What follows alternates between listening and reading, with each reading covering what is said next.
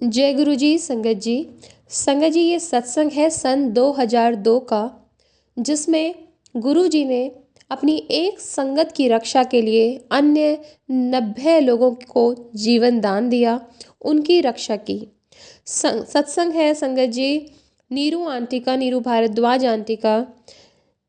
अगस्त 2002 की बात है, शनिवार का दिन था। नीरू आंटी के पति का फ़ोन आता है और वो उन्हें बताते हैं कि वो घर आ रहे हैं। उन दिनों वह बेलगांव में कार्यरत थे। वह शनिवार को गोवा एक्सप्रेस में चढ़े और सोमवार को प्रातः घर पहुंचने वाले थे। उसी दिन आंटी और उनकी बेटी गुरुजी के दर्शन के लिए गए। वह दिन उनके लिए अति आनंददायक था, क्योंकि गुरुजी ने उनको अपने पास बिठाया और उनसे लंबे सत्संग भी कराए। आंटी ने लंगर भी अधिक किया, क्योंकि किसी कारणवश उनके थाली में दाल या सब्जी वाले स्थान पर लाल मिर्च की चटनी परोस दी गई थी। यह कैसा संयोग था।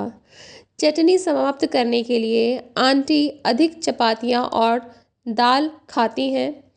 गुरुजी से आज्ञा लेते समय गुरुजी उनसे बोलते हैं, आंटी आज तेरा कल्याण कर दिया। और आंटी खुश हो जाती हैं और वापस घर आ जाती हैं। प्रातःकाल अंकल के फ़ोन से आंटी की नींद टूटती है। वह बोलते हैं कि सब कुछ ठीक है और चिंता की कोई बात नहीं है।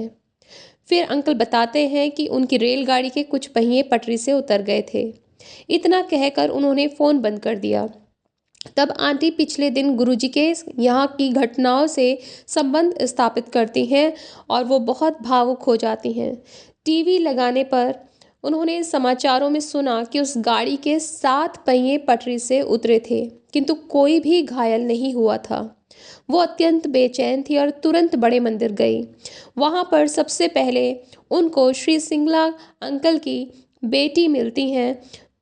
वो उनकी मनः स्थिति से अपरिचित पिछली रात के लिए ज़्यादा चटनी खाने के लिए परिहास करती हैं। जब आंटी उन्हें रेल दुर्घटना के बारे में बताती हैं, तो वो अपनी माँ को वहाँ बुलाती हैं। उन्होंने तुरंत अपनी माँ को बुलाया और उन दोनों ने आंटी को गले से लगाया।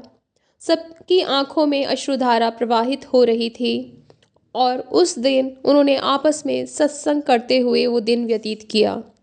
उस दिन शाम को जब आंटी गुरुजी के पास गई तो उन्होंने पूछा आंटी से कि क्या वो उनको रेल दुर्घटना के बारे में बताने आई हैं।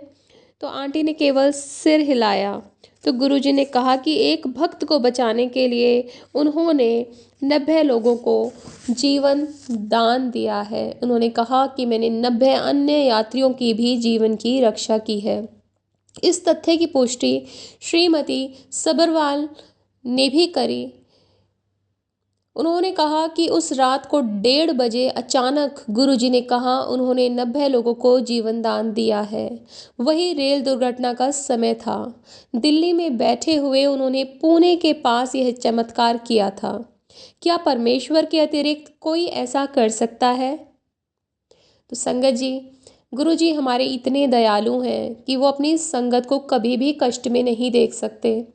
और अगर संगत पे कहीं कोई कष्ट आता भी है तो उस पूरी जगह के जितने भी लोग हैं उनको भी वो प्राणदान दे चुके हैं, देते आए हैं। और ऐसे बहुत सारे सत्संग मैंने सुने हैं जिसमें एरोप्लेन के अंदर जीवन दान दिया, फ्लाइट क्रैश होते हुए बचाई गुरुजी ने। तो ऐसा ही ये भी सत्संग है। तो गुरुजी हमारे बहुत कृपालु, बहुत दयालु हैं और अपनी संगत से बेहद बहुत प्यार करते हैं। अनंतम शुक्राना गुरुजी, आपने हमें अपनी संगत के रूप में चुना। जय गुरुजी, शुक्राना गुरुजी।